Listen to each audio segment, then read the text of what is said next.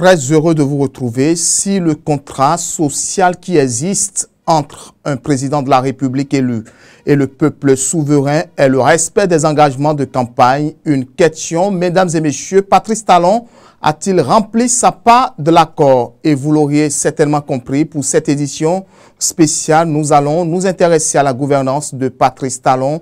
Les différentes analyses de la rédaction dans divers secteurs sont à suivre. Dans ce numéro, des acteurs politiques se sont aussi prononcés. Côté citoyen, ils dressent un bilan mitigé.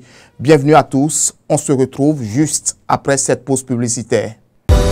Vous organisez un mariage, un anniversaire, un baptême, un séminaire, un spectacle, un meeting politique ou tout autre événement, Guérit TV Monde vous propose un service de sonorisation professionnelle de meilleure qualité. Pour plus d'informations, contactez-nous au +229 91 19 10 10.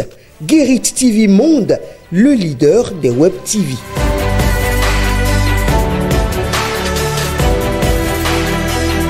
Vous le savez, mesdames et messieurs, la réalisation des infrastructures de développement et la satisfaction des besoins fondamentaux des populations constituent les principaux baromètres d'appréciation du dynamisme d'une équipe gouvernementale. Le gouvernement du président Patrice Talon est au rendez-vous de l'histoire politique depuis 2016, à moins de 2 ans de la fin de son second mandat. Conformément aux dispositions constitutionnelles, la rédaction a scruté quelques secteurs vitaux, le renforcement de la démocratie, l'état de droit et la bonne gouvernance par exemple. Quel bilan peut-on faire 8 ans après, suivant cet élément que nous propose Latifat Kouenou?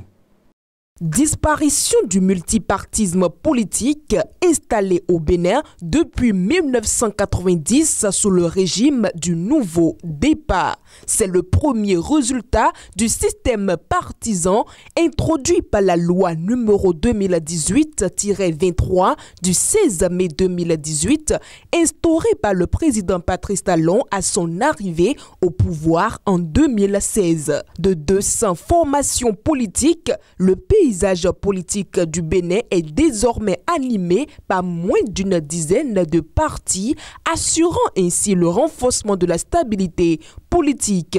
De nombreux partis ont été contraints de fusionner ou de s'allier pour respecter les critères d'éligibilité aux élections. La détermination d'un seuil de 10% des voix pour accéder à l'Assemblée nationale a permis aux partis politiques UP, le Renouveau, le Bloc républicain et les démocrates de représenter le peuple béninois à l'issue des élections législatives de 2023. La modification apportée à la loi 2014-13 et complétant la loi 2019-43 du 15 novembre 2019 portant sur le code électoral est décriée par l'opposition et certaines organisations de la société civile depuis son adoption dans la nuit du mardi 5 mars au mercredi 6 mars 2024.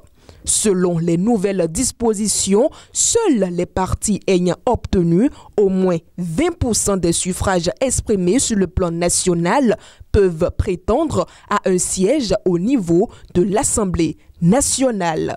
Les duos candidats à l'élection présidentielle de 2026 doivent être parrainés par 15% des députés et ou des maires.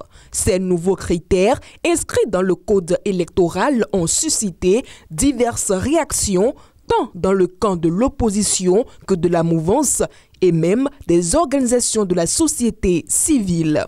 Le premier point, c'est d'abord la publication de la liste électorale, qui est une pièce maîtresse des élections. Vous imaginez, la loi dit, vous ne pouvez pas être candidat si vous n'êtes pas électeur. Donc si vous n'aviez pas votre nom sur la liste électorale, vous ne pouvez pas prétendre être candidat. Et on demande de déposer les dossiers de candidature avant la publication de la liste électorale. Même chose, on vous demande d'avoir 28 parrains, maire ou député. 28 parrains, maire ou député. Pour ce qui est des démocrates. Et ces 28 députés doivent provenir d'au moins 3/5 des circonscriptions électorales. Le pouvoir actuel, à travers la loi, viole toute idée de compétition. Il va se retrouver seul, que c'est les candidats du camp présidentiel qui vont aller seuls à ces élections. À noter qu'avec les anciennes dispositions du code électoral, seuls 3 partis politiques ont pu siéger au Parlement à la suite des élections législatives de 2023. Outre la réforme du système partisan, le chantre de la rupture a lancé un ambitieux programme de développement des infrastructures dans divers secteurs pour moderniser le pays. Dès lors, une vaste modernisation du réseau routier national avec la réhabilitation et la construction de nouvelles routes, d'autoroutes et d'infrastructures de transport a été entreprise dans toutes les 117 communes du Bénin à travers le projet asphaltage. L'autoroute Cotonou-Sémé-Craqué est l'une des plus grandes réalisations du gouvernement. Elle est un projet clé pour relier la capitale économique Cotonou à la frontière nigériane et ainsi faciliter les échanges commerciaux. Ça, c'est très magnifique. Moi, je ne croyais pas que le gouvernement mis en place peut faire la voie comme ça. Non, ça a étonné. Ça a étonné les gens du Bénin. Si tu es un Béninois et tu as voyagé, de faire 5 ans au Côte d'Ivoire ou bien au Nigeria, tout près ici, en venant à Porto-Novo, tu vas demander chez toi.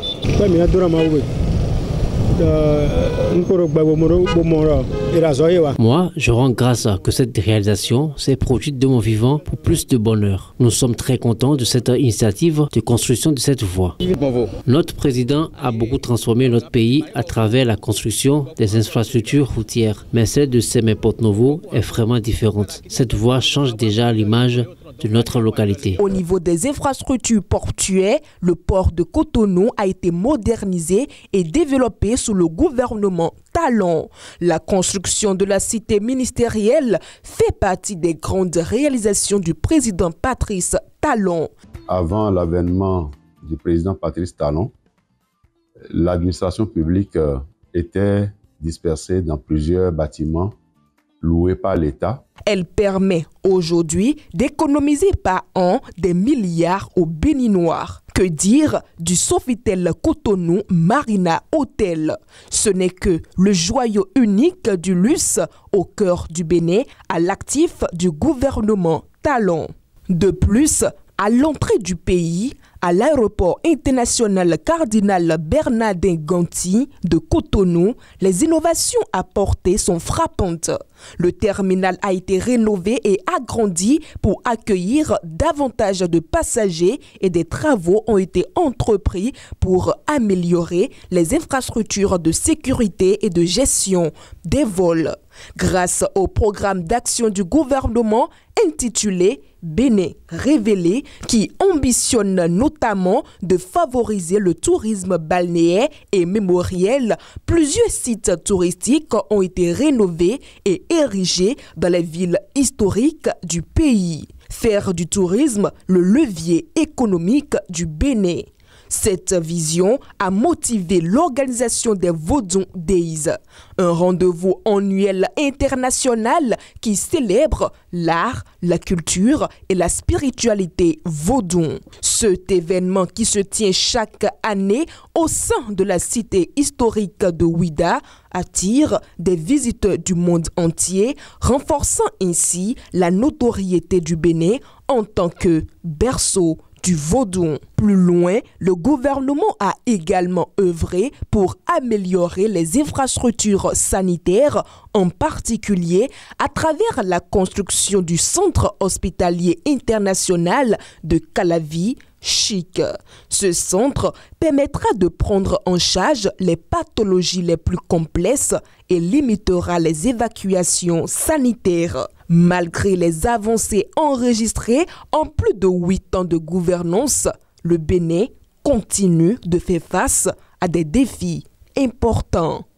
Où en sommes-nous avec l'amélioration du bien-être social des populations et la transformation structurelle de l'économie nationale?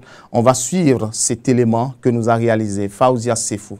À son accession à la tête de la République du Bénin, le 6 avril 2016, le président Patrice Talon a entrepris des réformes ambitieuses pour refaçonner le paysage socio-économique du pays. À travers son PAG, programme d'action du gouvernement, des investissements ont été mobilisés et ont permis non seulement d'améliorer le climat des affaires au Bénin, mais également de renforcer la performance de plusieurs entreprises publiques comme privées. Ainsi, fort de ces réformes et investissements ambitieux, l'amélioration du climat des affaires effective. Au plan sous-régional et international, la gouvernance économique du Bénin suscite du respect. Pour preuve, dans son dernier classement, la Banque mondiale a hissé le Bénin au rang des pays à revenus intermédiaires, alors que le pays était jusque-là dans la catégorie des pays à revenus faibles. Grâce à la vision éclairée du chef de l'État Patrice Talon, déclinée dans le programme d'action du gouvernement, l'économie béninoise réalise ses prouesses et devient plutôt résiliente. La situation politique dans laquelle le Bénin était nécessitait certaines réformes qui ont été engagées. Mais vous savez, une réforme qui fait plaisir à tout le monde n'est pas une réforme. Conformément aux ambitions du président Patrice Talon de révéler le Bénin, au plan économique, le projet d'aménagement de la zone industrielle de Glodjibé, GDIZ, se positionne. Ainsi, depuis son installation, la GDIZ continue de jouer un rôle moteur dans la transformation de l'industrie textile au Bénin et au-delà, renforçant les partenariats et mettant en lumière les potentiels du coton africain sur la scène internationale. Dans son désir d'aller encore plus loin et fort de son talent et de son expérience de chef d'entreprise à succès, le président Patrice Talon a entrepris de conquérir les cœurs des investisseurs français, soulignant qu'investir au Bénin aujourd'hui constitue l'une des meilleures opportunités qu'il soit. C'est environ plus d'1 milliard d'euros de marché public que les entreprises françaises ont eu dans la période au Bénin. Mais ça, ce sont des marchés de prestations. L'idéal et qui est de l'investissement direct français au Bénin. Et avec ce qui se passe au Bénin, toute la dynamique qu'il y a, les réformes qui sont en cours, le sérieux qui s'observe, aussi bien dans l'administration que dans le secteur privé, là où il faut être désormais, c'est ici au Bénin, à Cotonou. C'est ici qu'il faut être. C'est ici qu'il faut investir. Aujourd'hui, l'économie béninoise est résiliente avec l'adoption du nouveau code des investissements en 2020 et des résultats macroéconomiques solides ont été obtenus. Outre les ambitions économiques, le président Patrice Talon, dans sa quête de développement accru du Bénin, a entrepris des réformes importantes dans le domaine social. De vastes programmes et projets ont changé radicalement le quotidien des Béninois sur tout le territoire national, notamment des femmes vulnérables et des enfants. En pôle position, le projet de construction de 20 000 logements sociaux à travers le Bénin, dont le but est de promouvoir de nouveaux modes d'accès aux logements sociaux et de dynamiser l'emploi des jeunes dans les zones d'intervention du projet. D'autres projets visant l'amélioration des conditions de vie des femmes et des communautés ont été initiés et exécutés. Le projet d'autonomisation des femmes et du dividende démographique au Sahel, le projet de renforcement du microcrédit mobile, le projet de promotion du genre et de l'autonomisation des femmes, le projet d'appui à l'intégration socio-économique des personnes vulnérables, le programme de modernisation des espaces publics, de protection sociale et de promotion du genre, le projet d'assurance pour le renforcement du capital humain et le projet d'autonomisation économique des femmes et promotion du genre. Des efforts constants sont déployés quotidiennement en faveur de la mise en place de filets de sécurité sociale. L'accent est mis sur l'amélioration de l'accès aux services sociaux ainsi que sur les transferts conditionnels en espèces et les transferts en espèces sans condition pour les personnes en situation de handicap. La vision du chef de l'État sur le social, c'est vraiment de faire le social autrement. C'est-à-dire de manière à ce que les actions aident les populations à véritablement sortir de leur situation de précarité. Parce que pendant de nombreuses années, les populations étaient habituées à ce qu'on leur apporte une aide sociale ponctuelle. Donc on résolve les problèmes du jour et le lendemain, les mêmes problèmes ressurgissaient. Donc une forme d'assistanat, on peut dire, sans mécanisme durable, du social non structurant. Mais aujourd'hui, cette vision, grâce au leadership de notre chef d'État, cette vision a beaucoup évolué avec des mécanismes qui sont mis pour justement permettre à ce que les actions soient bénéfiques de façon durable. Et quand on se réfère au programme d'action du gouvernement, en son pilier 3, qui concerne l'amélioration des conditions de vie des populations, il faut aller à la stratégie 6 pour comprendre le mécanisme. D'abord, le renforcement des services sociaux de base et aussi la protection sociale. Dans le domaine de l'éducation, des efforts sont déployés pour promouvoir la hausse des taux de scolarisation et d'obtention de diplômes, traduisant également la volonté du pays à ne laisser personne de côté. Grâce à l'engagement du chef de l'État Patrice Talon, des avancées significatives ont été notées. De vastes programmes sont initiés, tant dans l'enseignement primaire que supérieur. Dans l'enseignement primaire, 2 grandes politiques ont été imposées. L'école est devenue obligatoire pour tous les enfants en âge d'être scolarisés et les repas scolaires sont désormais fournis par l'État. Ce dernier a fait de l'accès à l'éducation des enfants déscolarisés une de ses priorités. Il propose ainsi des programmes de certification en artisanat, améliore l'accès des personnes handicapées aux infrastructures et construit des écoles dans les régions souffrant des plus faibles infrastructures éducatives. Dans l'enseignement secondaire, la formation technique et professionnelle a pris de l'ampleur. Des avancées significatives ont été également notées dans l'enseignement supérieur. La gestion, mettons, qui ne tient pas compte des données statistiques réelles. Aujourd'hui, avec le numérique que nous implémentons au niveau du sous-secteur, c'est des choses qui sont réglées. Alors, nous gérons les flux avec beaucoup moins d'erreurs, nous gérons avec précision, nous mettons à contribution le numérique pour faire de la gestion efficiente, donc nous gagnons en temps, en énergie, et cela peut se constater à plusieurs niveaux, que ce soit au niveau des examens, que ce soit au niveau du suivi des enseignants, du suivi des programmes scolaires, etc., etc. Au regard des énormes succès qui auréolent déjà le Bénin, il est d'une impérieuse nécessité que la dynamique soit maintenue, d'autant plus que la pertinence des réformes et programmes engagés sous l'impulsion du président Patrice Talon pour non seulement construire et consolider les conditions efficaces de mise en œuvre des politiques sociales, mais aussi renforcer les mécanismes de dialogue, est reconnue au niveau mondial et porte davantage de fruits.